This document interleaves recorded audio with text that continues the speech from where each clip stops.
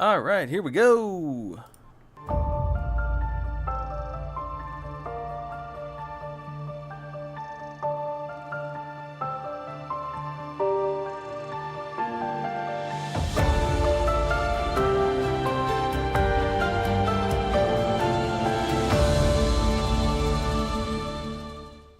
Alright, good evening, friends. Welcome to this channel and the stream. My name is Eric, and I'm a photographer, a filmmaker, and an editor, and we are going to be doing some more photo editing tonight. At my, this is much more my usual time for photo editing. Got to come in right after midnight. Anyway, yes, welcome. So, tonight we are, well, first of all, this is a show called AfterCut. I always forget that part, even though it's written around my face. It's a show called AfterCut. It's a show about post-processing and processing post, as we go take our photos or film, photos in this case, from starting with the raw product to a final version. We talk about the creative process. We talk about all the decisions that get in the photo out in the field, and then turning it into a finished product that you feel represents you. Or in this case, I feel it represents me, but we're all along for the ride. Anyway, we're going to go ahead and jump into Lightroom. Tonight we are back in Colorado, as we will be for a while, but we're going to be looking at photos, technically three photos specifically, that are technically like 15 photos specifically, but we are going to be looking at panoramas. We're going to be looking at shots where I took multiple photos and I'm stitching them together just to see kind of the different effect. So, with that said, now we're going to get into Lightroom and we're going to talk about decisions. We're starting with this one. This is a photo from Maroon Bells. This is a little bit up a little higher than from the main kind of the lake. By the way, tonight's drink for the moment is the remnant of a pot of chai tea. So, but I'm very, very, very caffeinated tonight. Anyway, so this photo. Let me go ahead and find the originals for this. Go ahead and mark these things so I can find them, and now I'm doing this. Okay, so the original photos are these. Develop. I'm gonna go ahead and kind of tap through them.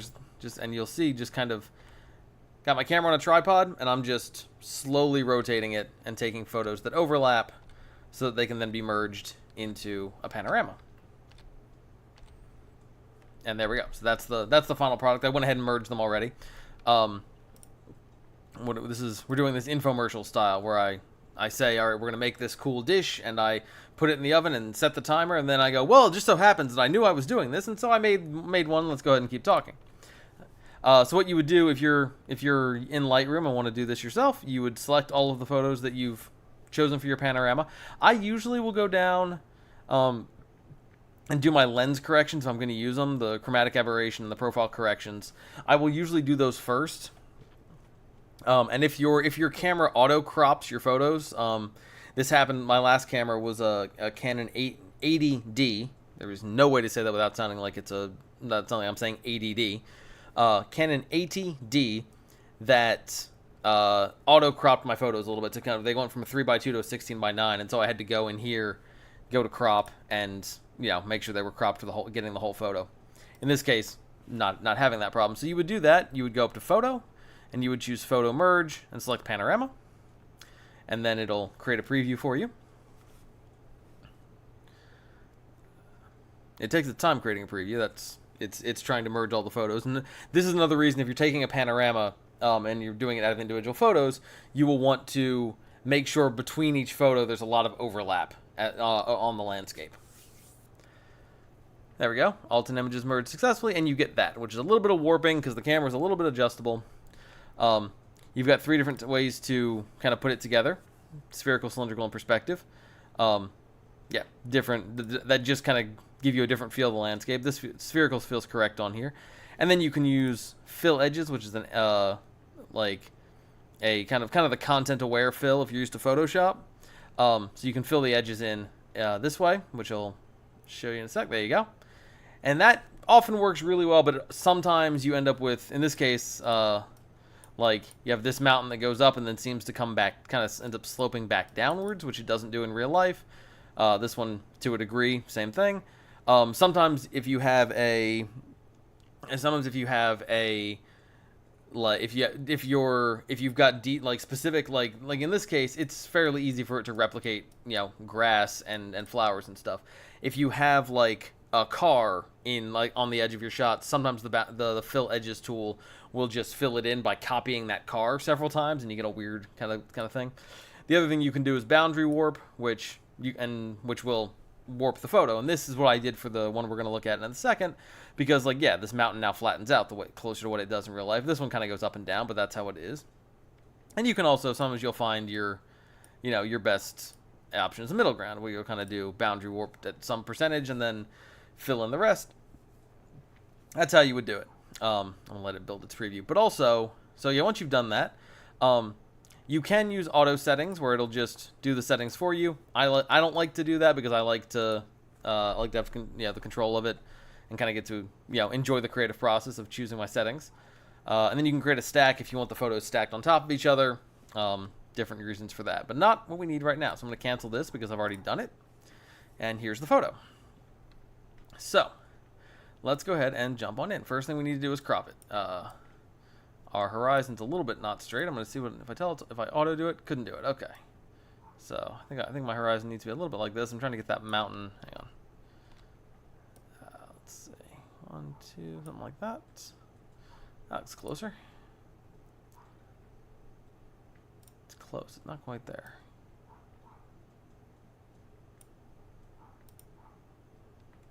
That looks closer. I think that's closer to right.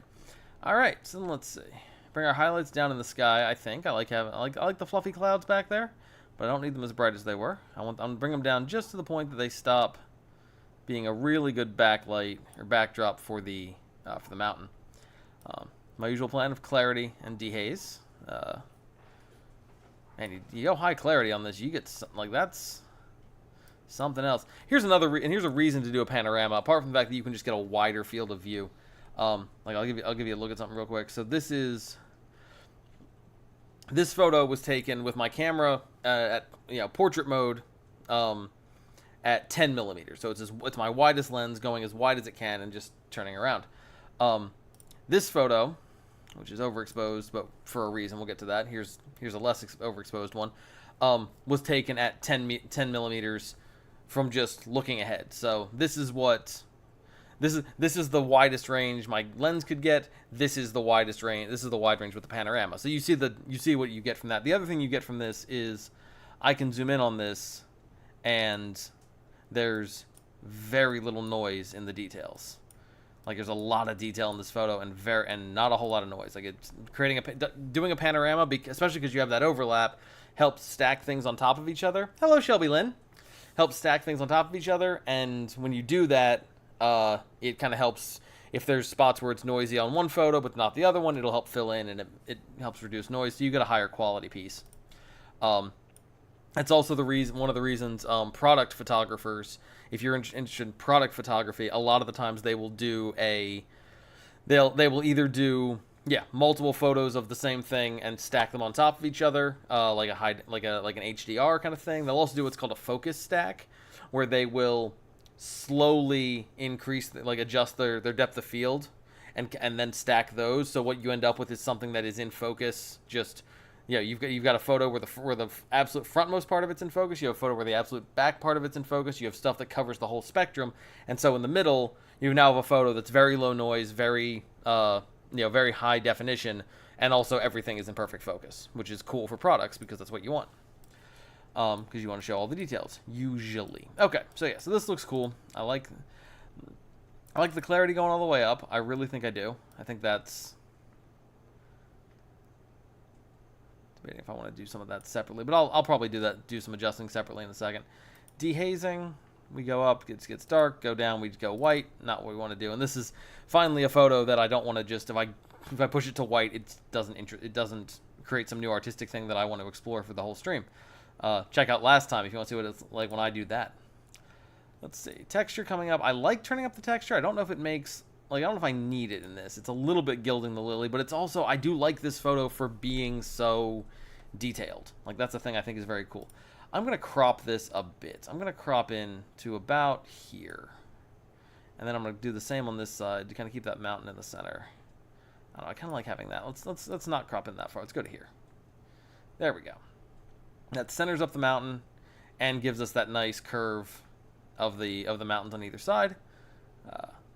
Might come back and do more with that. We'll get to that. Okay, so I can turn the shadows up, which brightens up the ground a bit more than I want to, but still looks very good. And the fact that I can turn all these things up to this degree and not be getting, like, there's a little bit of noise up in the sky there, but not much. I don't even know if you can see it on stream. Let's see. This is definitely my usual plan of bring up the shadows and take down the blacks. Feels like a good approach here. It's not making much of a difference though. That's anyway. Okay, so there we go. Now we're catching up.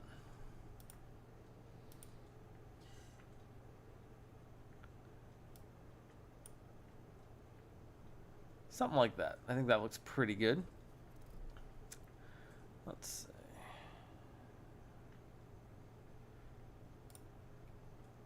I'm realizing with this crop I do kind of want it a little bit wider. Something like that, and then something. All right, that's as far over as I can go. So we'll come to here because I know I want the mountain right in the center. Yeah, I think that looks good. That feels wide ranging while also being still, keeping the focus where I want the focus to be. Let's look at. There's what it is in color. Let's do this. Let's do. Ooh, that looks good. Okay, let's do this. Let's do a color version here. Let's start with a color version. All right. So, what other adjustments do I want to make? Yeah, bringing the highlights down, I think remains a good move. Maybe a little bit less. Yeah, because now what we're getting is like the grass and the mountains out here with their more reddish rocks. By the way, that's part of the reason this mountain range is called the Maroons, is because most of the mountains here have, instead of having have a bit of a reddish rock to them. Not as much on this side, more on this side. We looked at some photos from last time. This one being a good example of kind of that, kind of that reddish rock that's up there. Go back to black and white, and go back to our panorama over here. Boom. So, let's see. Also thinking maybe we pull this up a little bit.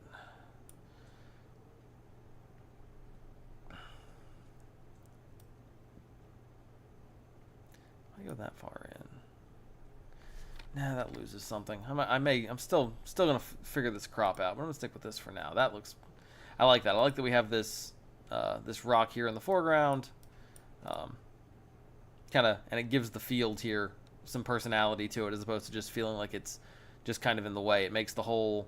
I feel like I'm seeing the whole scene, which makes me happy. All right, let's come down to our color sliders. I want to play with them a little bit before I get into any masking. I don't know how much masking I really need to do here, but we're gonna see. Reds, not really in play. Oranges, yes, a little bit. You see the rocks there getting a little bit orangey, especially over here. We're gonna keep that. Yellows are gonna make a difference. Yeah, yellows are gonna bring up a lot of saturation in the ground. If I take it all the way down, it gets that, which is not a bad look, but I like it. Now, you know what? Actually, hang on a second. I want to lean into this. Lean into a blue and red sort of look. Kind of do. Let's bring the yellows down a bit.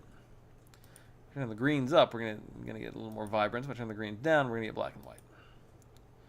Let's put the greens kind of back where they were. We can take the greens alone, or even bring them up a little bit, just to give a little bit of pizzazz to that moment.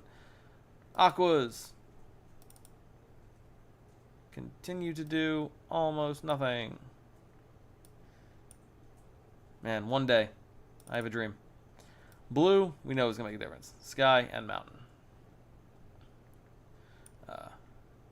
which I think I'm gonna handle individually. I'm gonna leave those alone. Purple, let's see. Purple not really making a difference. Hang on, I wasn't even clicking on it. Let's try that again.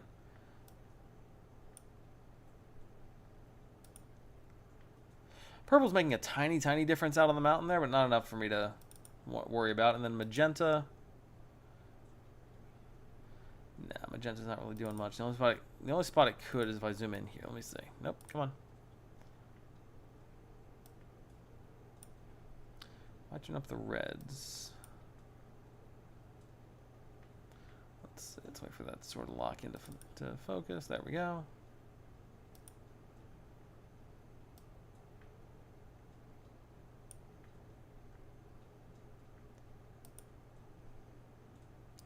Doesn't really appear to be making much of a difference. I'm gonna leave the reds alone, and magentas are probably the same. Okay, cool. So that's our starting point. Let me see if I brighten up the blues. I don't know if that's gonna make a huge difference there. Makes a difference, but not the difference I want made. So we'll come back to that. Brightening up the oranges. Honestly, I like that. I think it brightens up the rocks nicely and gives a little more detail to them. I bring the greens down. How am I gonna get there?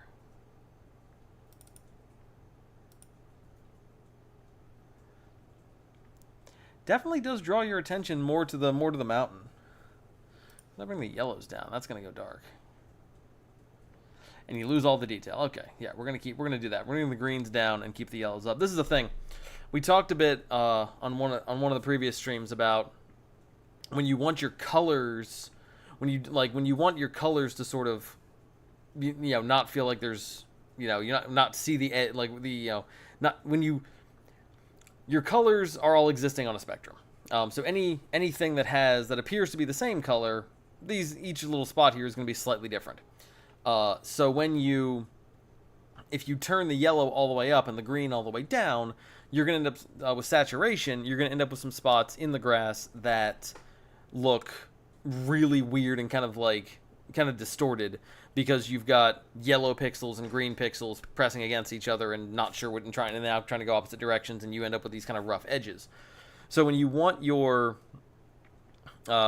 colors, especially when you have vibrant colors, when you want your colors to sort of play nice, you kind of want your saturation sliders to sort of like not be this dramatic at each other.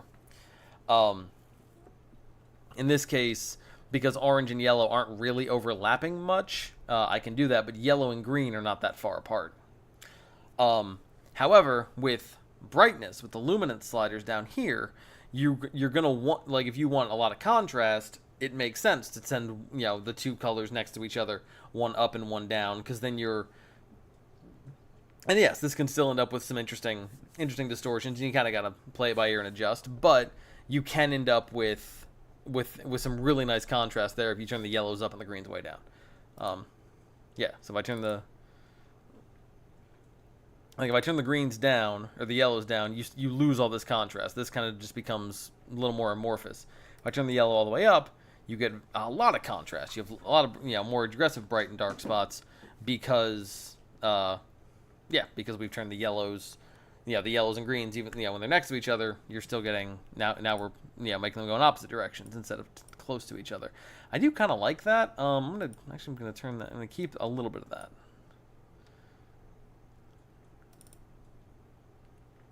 Yeah, actually kind of like that. I think that adds something. It doesn't really take away from the mountain. I gotta watch until there we go. That feels right. Okay, cool. So we've done that. Let's come up and look at some masking. Alright, so sky's the first thing. Sky's the first thing I want to grab. I think I'm only doing 2 masks here. I got one I might do. I think there's only 2 that I'm doing. There we go. Okay, so we got the sky. Doesn't look like we got anything we didn't want. Awesome. Alright. Now let's create a new mask. We can do an object select. And I'm going to zoom in 50%. Actually, 50% is too much. Let's go to 33. There we go. And we are going to select this mountain, which should be fairly easy for the object selector to grab because there's really good contrast on all edges. Got the white sky, the green trees. This should be fairly easy for the object selector to grab. And just like that, it does. Beautiful. One last thing. Create new mask. Object. I want this rock.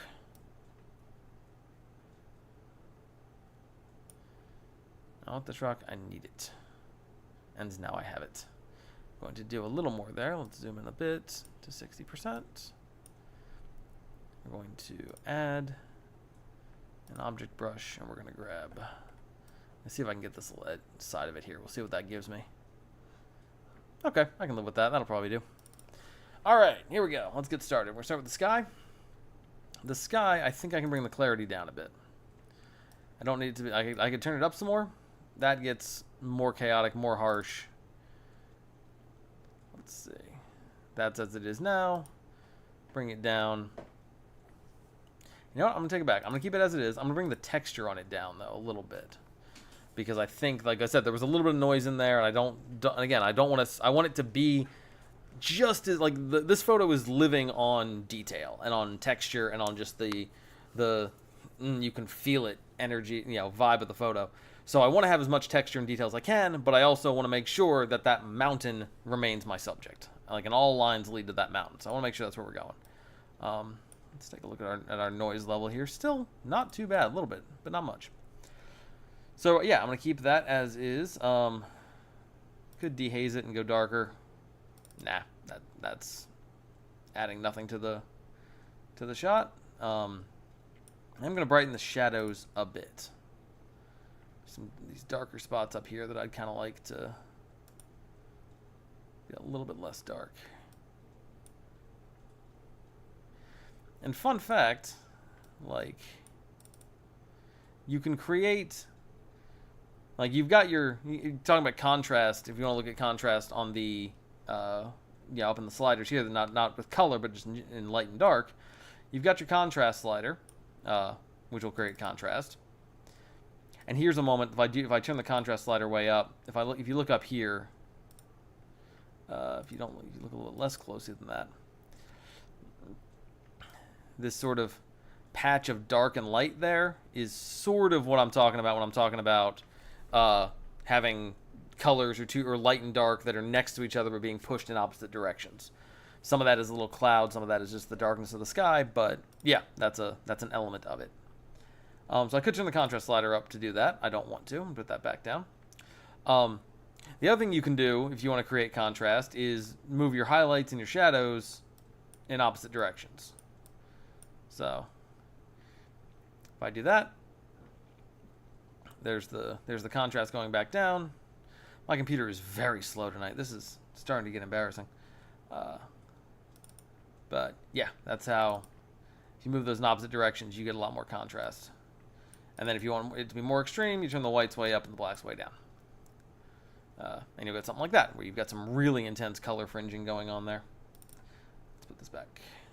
That's the blacks all the way down. That's back to normal. Okay, so I want to turn the shadows up. I like having a little bit of brightness there. If I turn the highlights all the way up, we go back to being just sort of white. If I turn the highlights all the way down, you also can create contrast going the opposite direction. If you put highlights and shadows on the same side, you're removing contrast. If you put them next to each other, if you put them on opposite sides, whether it's highlights up or shadows up, if you put them on opposite sides, you're going to end up creating contrast in a different way, which I often like a little better. I think that looks better. I think it looks better than before. The other thing in this case is that Lightroom is reading the sky as mostly highlight, because it's mostly a brighter part of the photo. So there we go. All right.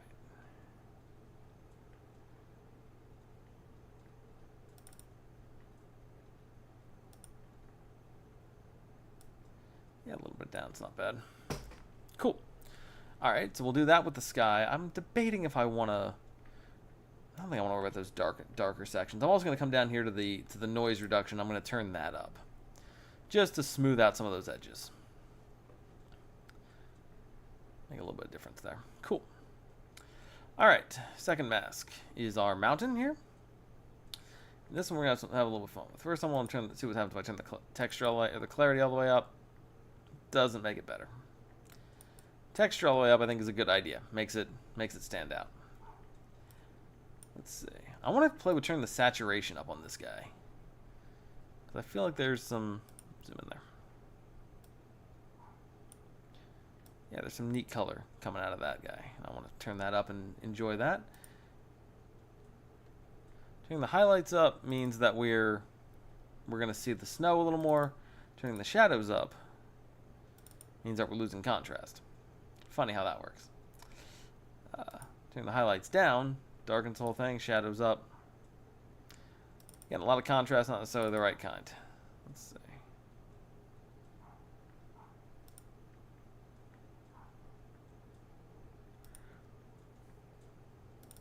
And notice something, that a lot of color tends to hang out in the shadows. So turning the shadows up. Turn the shadows up and take the whites down a little bit. What difference that'll make. Yeah, it's in the highlights down. Not that much.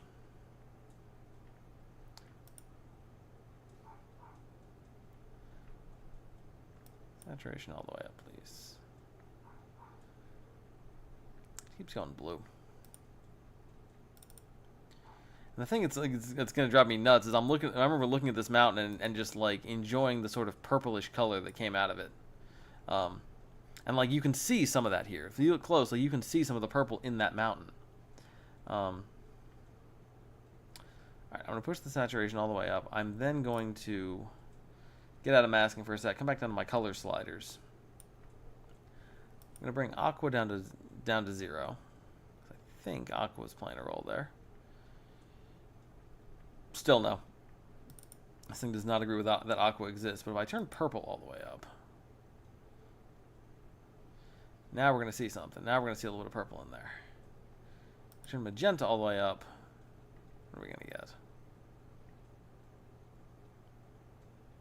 Not a whole lot, doesn't look like. Yeah, not a big change. So we're going to put that back. I'm going to turn magenta all the way up down here in luminance. I'm going to brighten up all the magenta. See if that does anything interesting for it. Not a whole lot. I brighten up the purples.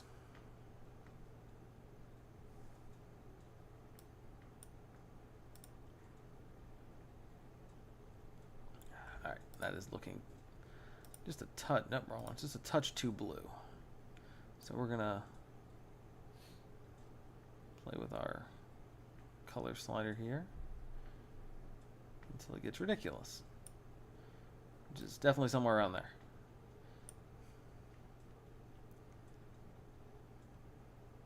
Come on.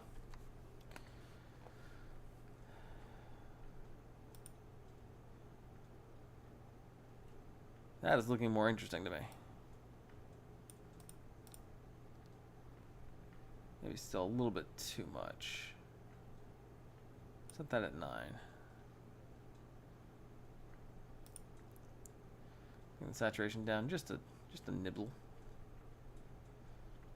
No, take it back. I like it all the way up. I like this. I like that being just a vibrant bit of saturation going on there. All right, let's see. Come back down here. I want to check that. Let's see. Chromatic aberrations off. I can do profile correction, which will correct it to the lens that I used to take the photo. I don't think that helps. I think it distracts, so I'm going to keep it as is. I guess I could. Hang on a second. You can lose the vignetting and keep the distortion change.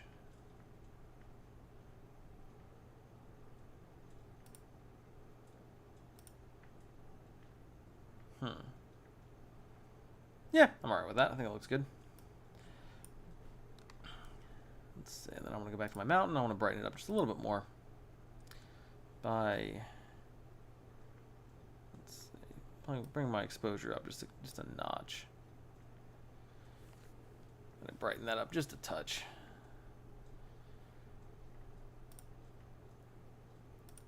There we go. And the nice thing about this, I think those highlights still need to come down some more. That white is bright. Maybe not. Turn the whites down a little bit then. Yeah, I'm alright with that. And the nice thing is if I zoom in here, we're still not like, yeah, we got a little bit of noise in there, but not a whole lot. We still have some pretty amazing detail just in that mountain. Definitely closer to what it feels like to actually be there and see that mountain standing over you. Last thing I'm going to do is I'm going to go to this rock here, and I'm just going to slide the temperature slider a bit, because I want to get it to try to match the mountains up there. Slide it to 12, maybe?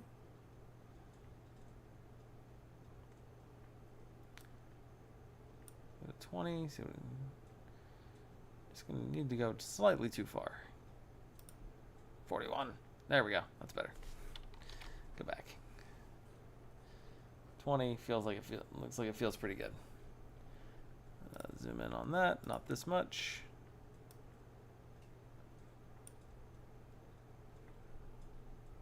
Put the highlights down just a bit. There we go. Not that much. I need to match the rest of the rocks. There we go. And the whites down.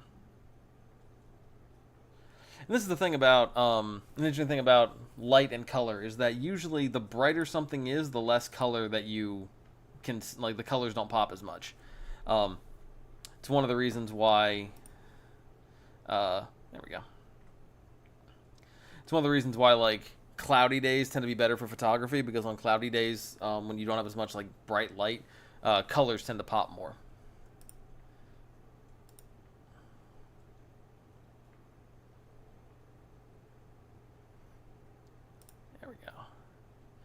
So yeah, that's our first panorama that we're looking at. That looks pretty good. I'm gonna go ahead and give that 3 stars. And like, I like this in black and white, but I think it's like, I don't want to do a black and white edit of it yet. I think I really like it in color.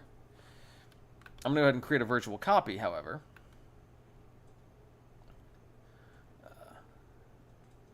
And go to black and white with it. But I'm going to set it at 2 stars.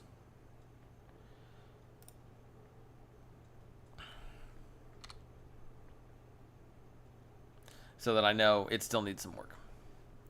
All right, let's see. Let's go ahead and try this next one. This is where we're going to get a little bit. I'm sure the stream's been skipping already. We're going to skip some more. So these photos, again, 10mm lens, all the same, the exact same framing. Didn't change. Only thing I changed was my shutter speed. This is 1/800th of a second. This one is 1/200th of a second, and this one is like 1/40th, I think. Yeah, 1/40th of a second. Cool.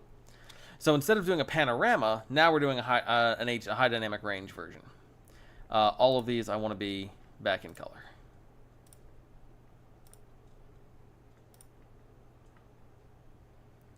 So we get some nice. And basically what I was doing is I was exposing for the grass and the mountains. I was exposing for the clouds, and I was exposing for the sun. There we go. Look at that. Looks good. And that's in color. Cool. So we're going to take these 3. We're going to, once again, go to Photo. Oop, nope. Lightroom, get back here. Thank you.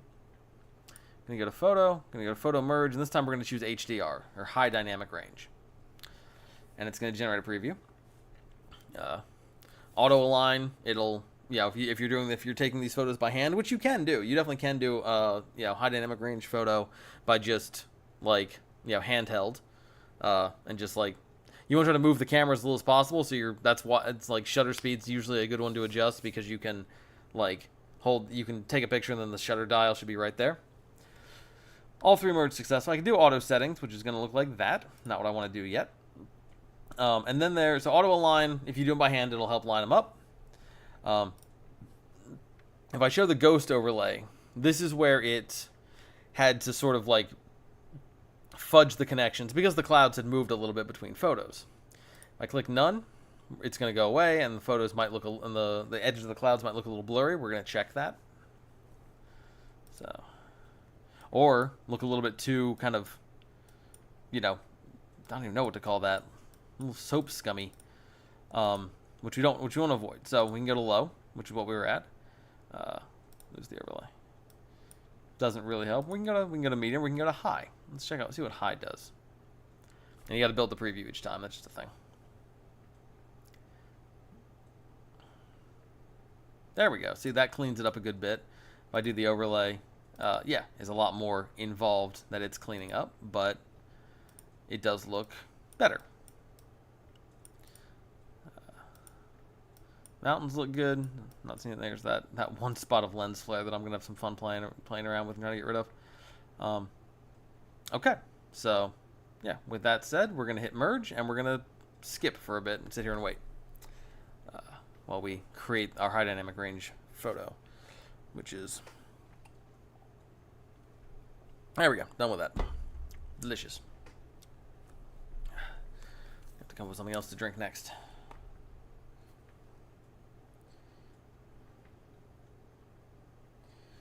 Alright, cool. So we have finished that, and now we have our high dynamic range version. Or not yet. It's still creating. Hang on a second. No, that's it. It's now it finished. Okay. And the way you can find it, in case you are not sure which one it is, if you're taking, at least with me, when I'm using, if you're using Canon, I think like each camera has their own RAW format. I think Nikon might use DNG. And you can go into your Lightroom preferences and choose what it merges photos into. But in this case, my photos are all, if you look down here at the file name, like you're gonna see, CR3 as the file extension, and then here you're gonna see DNG. That's what Lightroom creates it to, so that's what we end up with. All right, so now we can start actually adjusting our settings. Let's see.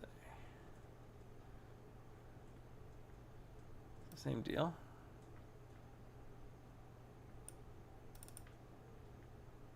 I'll let you kind of find. Shadows could come up a little bit and really get some...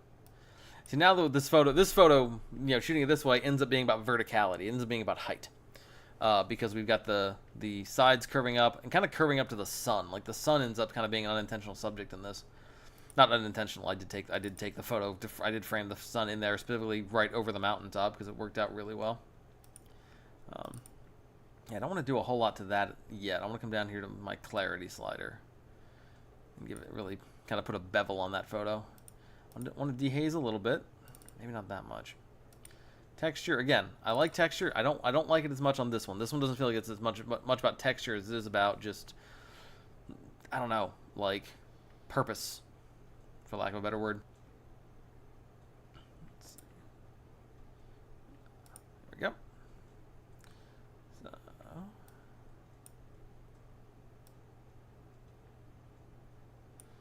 alright, let's come down here and look at our color sliders before we get into masking. Actually, before I do that, now I can go ahead and do this, and I'll come back to it. Actually, no, take it back. Before I do this, I'm going to go to my heal brush. I'm going to zoom in down here, see if I can get rid of this little lens flare. Like that. Cool. Nice and easy. Does a pretty good job, especially replicating landscapes. The heal brush does a pretty, and landscapes and cleaning up like spots on faces and like stuff on on people, on skin. It does a pretty good job. It gets a little weird when you start asking it to do things with a lot of contrast. All right, so we've done that, and now we're gonna come to, now we're gonna color. Said I was gonna do color sliders first. I don't even know if I need to mask any of this. Let's get on to colors. All right, so I know I want to brighten up my blues. And of course, by brightening, I'm also, when you brighten, your colors end up getting softer, so I'm going to turn up the blue saturation to maintain some of that. Let's see. Orange, not as much in play here. Not really doing as much because we don't have as much rock in here. Yellows are adding a good amount of like vibrance to the landscape. I think it looks a little bit too much. Greens, same deal but more subtle. So I'm okay for turning the greens up a little bit. Not that much. I think I want blue to be the highest saturation. Unless aqua is going to have its moment, which it sort of is. A tiny bit of aqua, not really enough to, sadly not enough to write home about. And then purples, yeah, you can see some purple in the mountains there. All right, and then same thing. We're going to turn the purples up down here. And I talk a bit about this when I'm doing. So yeah, it's only brightening up a little bit, but it's definitely brightening. I talk a little bit about a lot about like using the color sliders when I'm doing like orange, yellow, green, because usually anything that's identifying as you're not gonna find a whole lot that identifies as all three, but you will find a lot of things that are both orange and yellow and things that are both yellow and green. Kind of, there's a lot of overlap between those three. And so usually if I'm trying to adjust for contrast or brightness or whatever, one of them will be more effective than the other. In this case, the yellow, if I turn the yellow up, it kind of just like you just saturates all of this, and it's a bit much. Versus if I turn the green all the way up, it's not as strong an effect. It's a little like green is a little more, like a lot more of this counts as yellow and green than counts as green by itself. So turning up the green allows me, I get a little more control. I can be a little more conscientious about it, which looks cool. And then if I want to be a little bit contrasty here, not necessarily need to. I think it's fine as is. Especially because I want the mountain to be more noticeable. I'm not gonna do anything with color on it this time. I'm just gonna do nothing elaborate. I'm gonna add to the texture of it when we get up there, because I didn't add to the texture of the whole photo. All right, that's looking pretty good. And again, another nice thing about, like, you can see sort of the ghosting stuff up here, and I'm gonna work on that. But like, again, this photo adds a very nice, like, not a whole lot of noise, a lot of good detail in there. Let's see. Okay, let's talk about something real quick. I hope this works. So you'll see this pink edge here. Remove that. That's called a chromatic aberration. It's one of those spots where two colors are coming against each other and it's not sure what to do, and you end up with a weird color. Remove chromatic aberration down under lens corrections. Click that and it's gone. It's a very, very helpful tool for cleaning that stuff up. All right, let's come back up and let's do a mask. I'm gonna select the sky. I'm gonna do a sky mask real quick because that's good and important.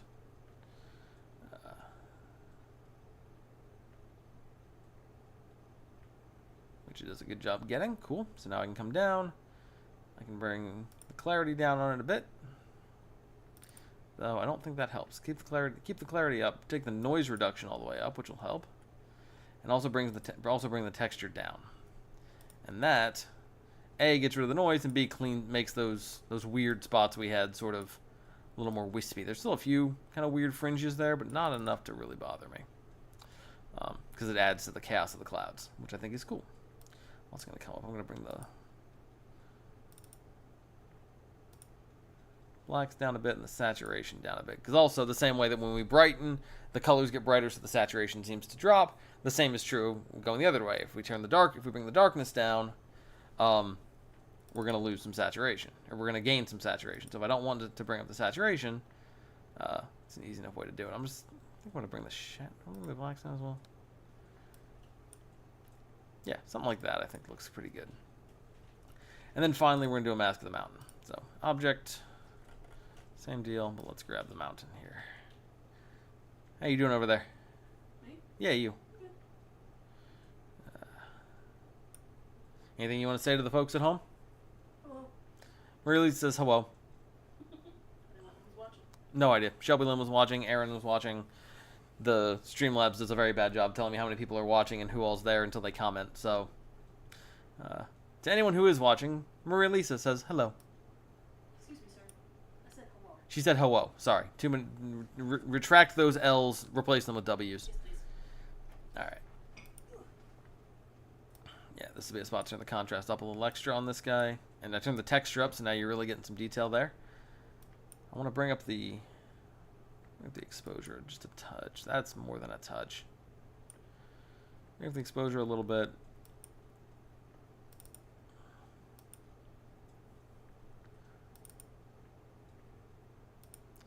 Bring the shadows down a bit. Bring the highlights up. I like having that contrast in this case. I'm going to highlights way up though.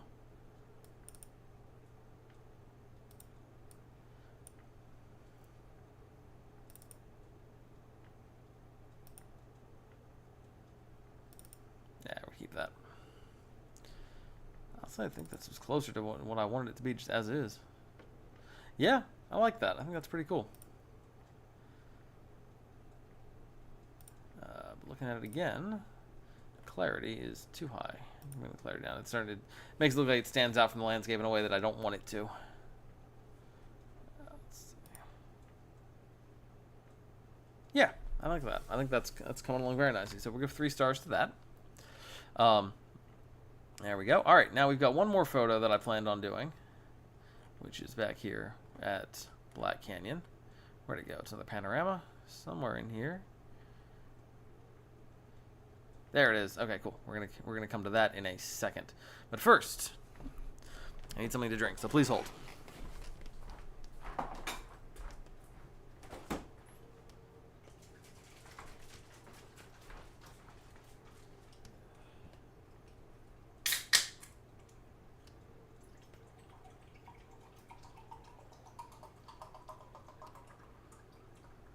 This is now an ASMR podcast. There we go. Excellent.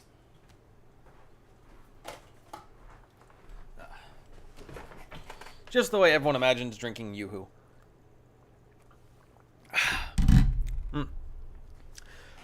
Chai tea followed by Yoo-hoo is absolutely a combination I probably wouldn't recommend. But I'm stuck and I'm here and I'm doing it for your entertainment. Say thank you. Alright, final photo of the night. Milky Way over the Black Canyon.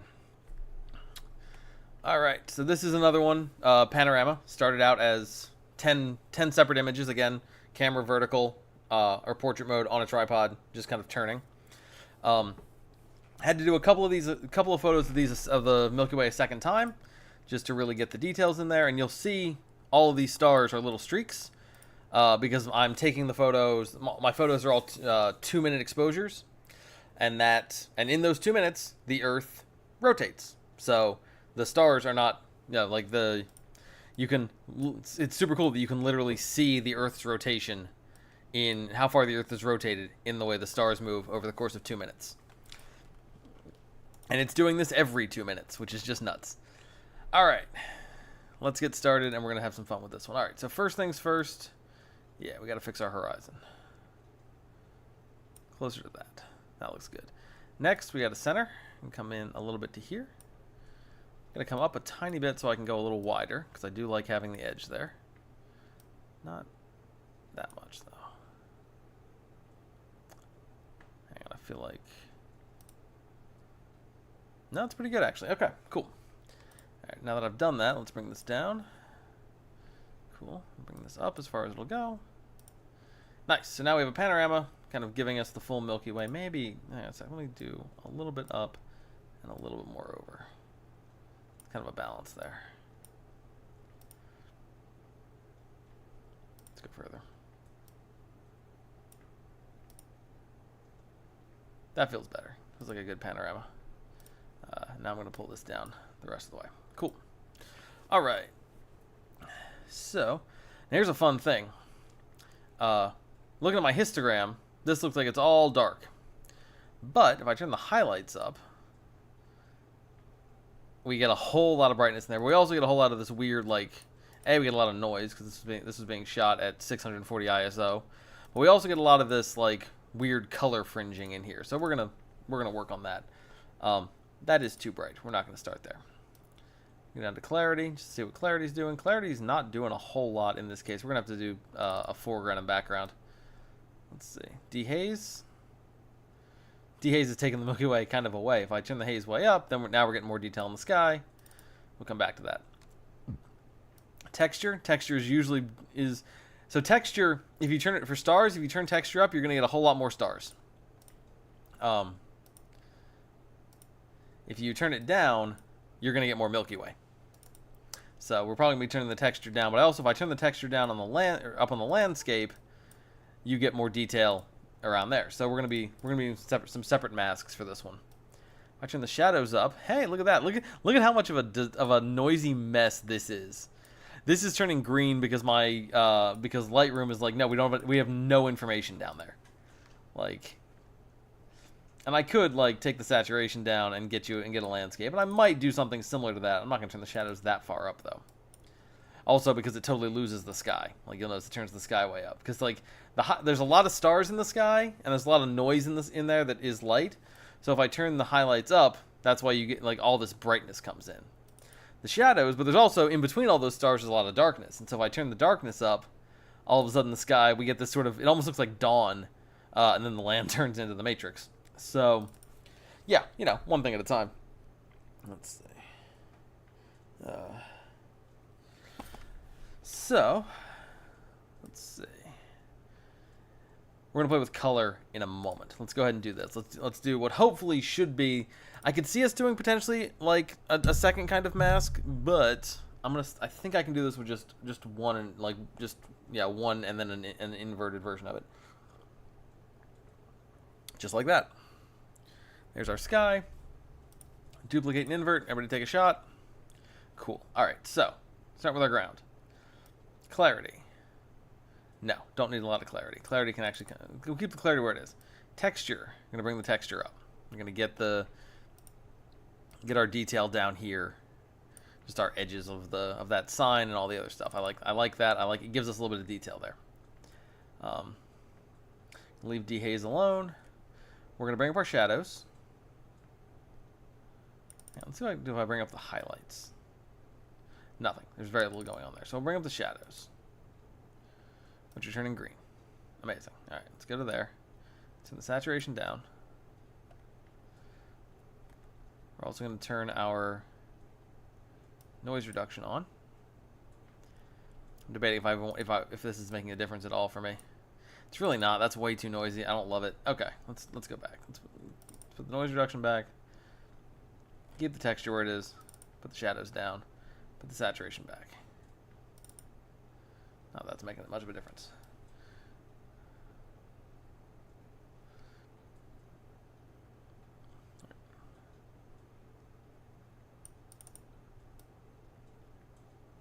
Whites, really not doing much. Yeah, there's not a whole... like, playing with the landscape a little bit, not a whole lot I want to do with it. Let's go back to our sky. Let's play with the sky for a bit. Alright, so... I'm going to bring the texture down, in this case.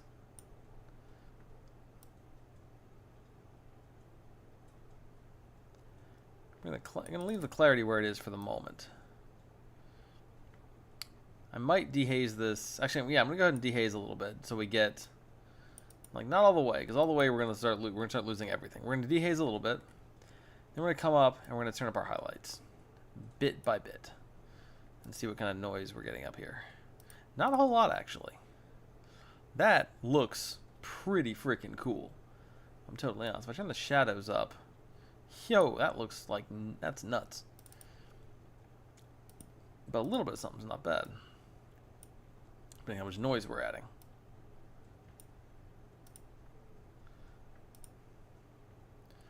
Still not too noisy. That's actually not... I actually don't hate that. I actually kind of like it a lot. This might be a little bit... I don't know. Maybe a little too bright. And yes, I'm seeing all these color... This weird color fringing going on, and we're going to work on that. Turn the saturation up, which I think looks really cool. Just enjoying all those insane colors in the sky. I'm going to push the purples a little bit, or the greens a little bit away from purple. A little bit toward purple. And again. Go a little more blue, we can go a little more gold. You got options, but I think I just want to do something like that for now.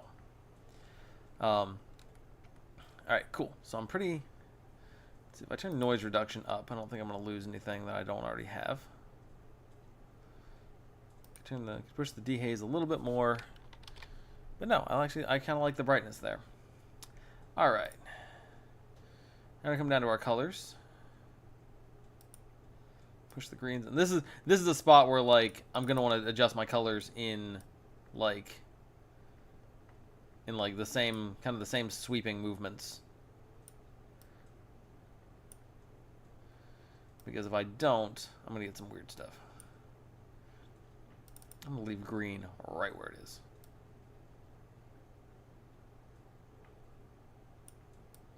Take it back and turn green up a little bit.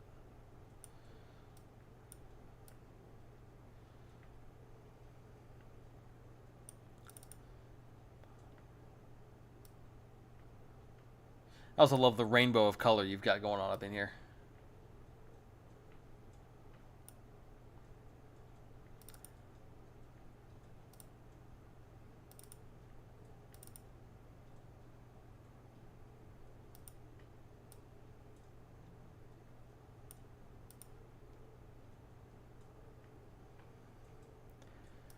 That's cool. Like, I know it's kind of aggressive, but it is pretty cool.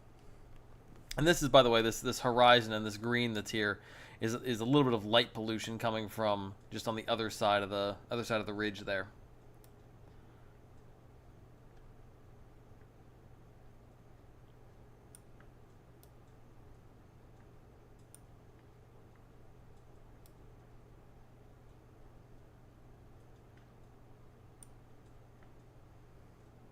And this is where now we're adjusting the color sliders and we can start pulling out some more stars. So by doing this, yeah, we got a bit of a chaotic color rainbow going on, which I kind of like for being what it is.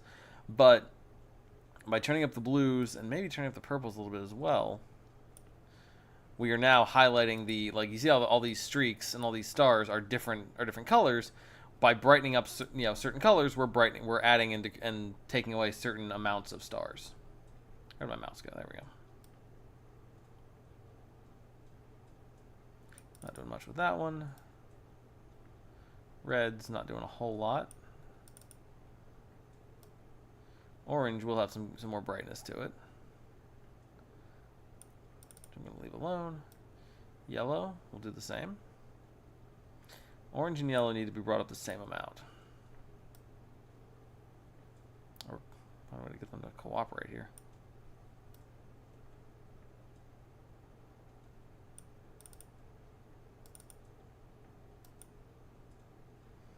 Yeah, something like that looks pretty cool. I'm going to go back to my mask of the sky. I'm going to take the sharpening down. I feel like I'm getting a little bit too much going on in there. See if that makes a difference in terms of the color. Not really. Okay. Let's see. We've already got our chromatic aberrations removed. My lens corrections are going to brighten that up to a degree that I don't necessarily love. I also don't necessarily hate it. Let's turn the vignetting down a bit.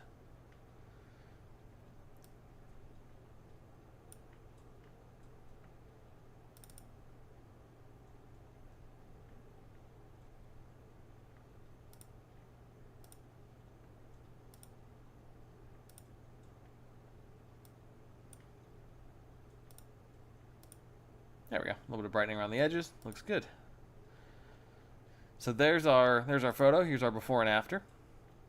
Just to get a sense of, I can also do it like, I can also do this. That's not what I wanted.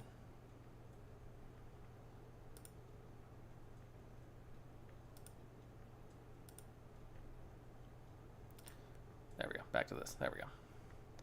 So yeah, you can do side to side. You can do top to bottom, and I can also do kind of top half and bottom half. But yeah.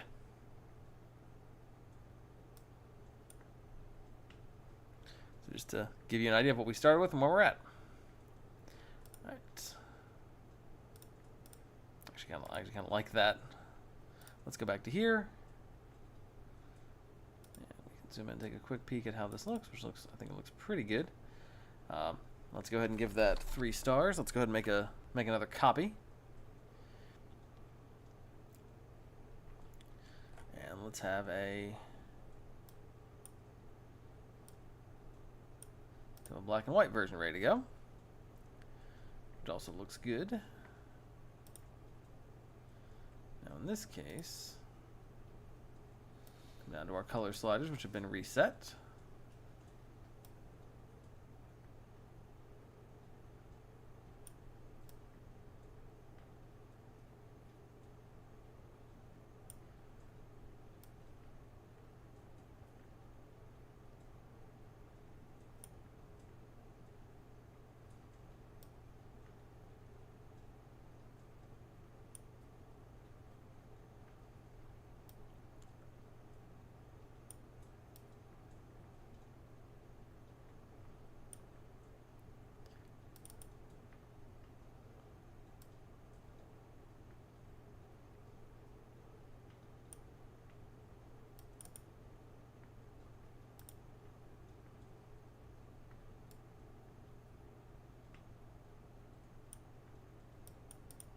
Magenta's not really doing much. Red's not really doing a whole lot in this one. Looks good though. Let's come back up here. Let's go to our mask.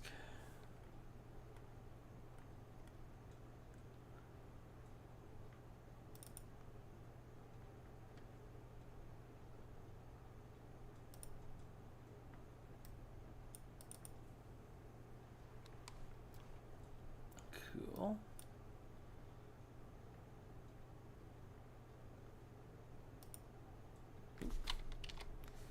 That was a bit much.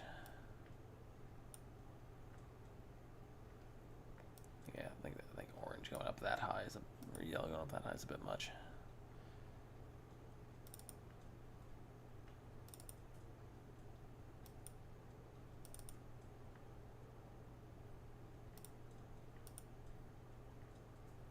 Something like that. Let's see.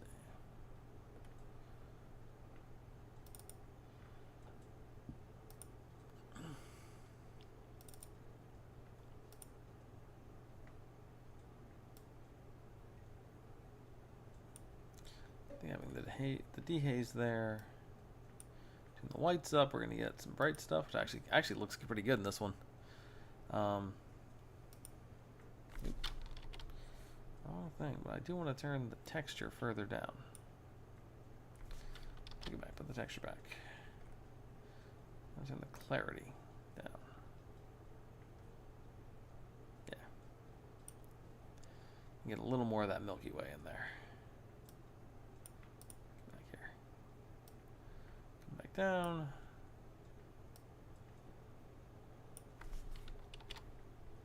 Yeah, no, it's better that way.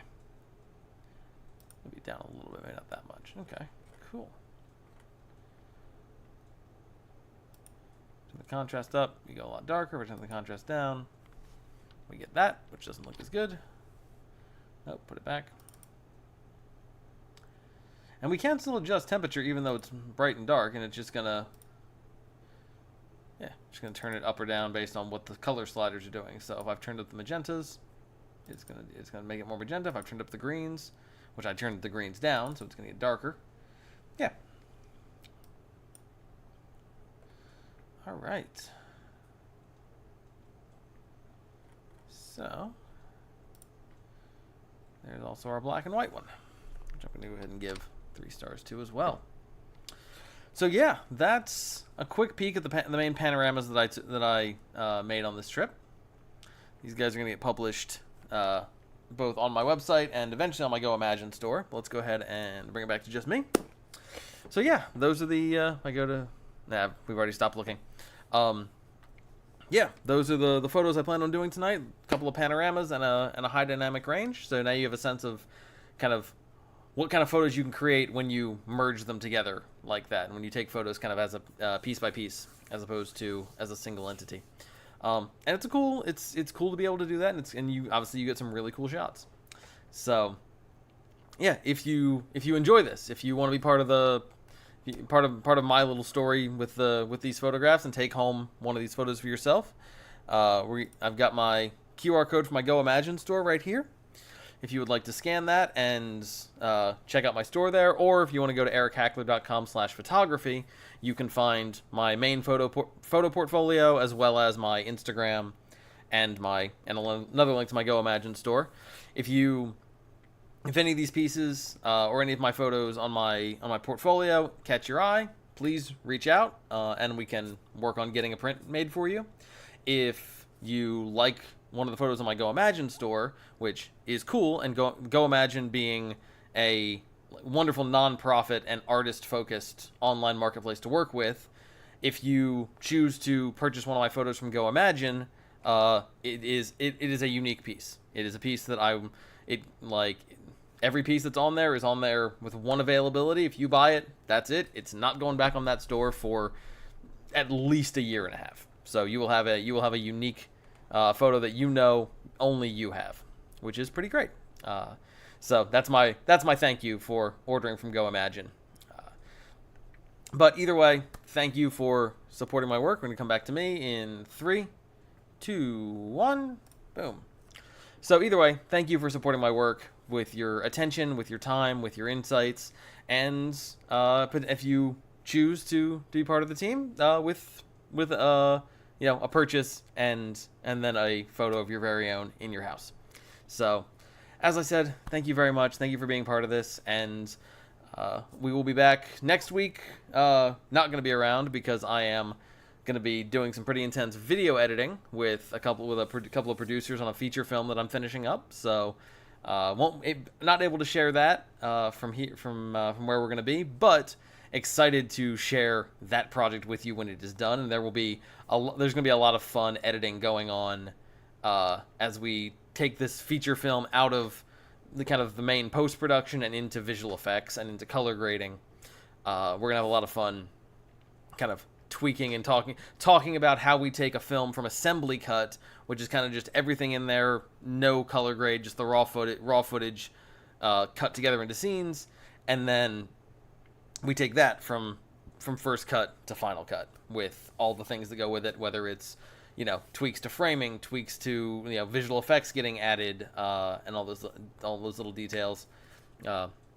So yeah, we're gonna be talking about that week after next when we're back and getting involved. So thank you so much for being part of this. Thank you for joining me, and I wish you all the best. Please keep making stuff, keep sharing the amazing things that you do. There is, in a world that is rapidly being dominated by cynicism and AI, a little human magic goes a long way. So, thank you so much. Have a wonderful night. Keep making art. Keep sharing your art. If it's good, that's awesome. If it's bad, that's also awesome, because you're growing and you're learning and you're making yourself better at telling your story. So, once again, now that I'm approaching Lord of the Rings level, just get to the end to stop continuing already, which is not an opinion I have. Return of the King is phenomenal. And Return of the King would suffer if you cut any of those last kind of epilogues. But thank you. Be kind, be safe, be well, and don't stop. Good night.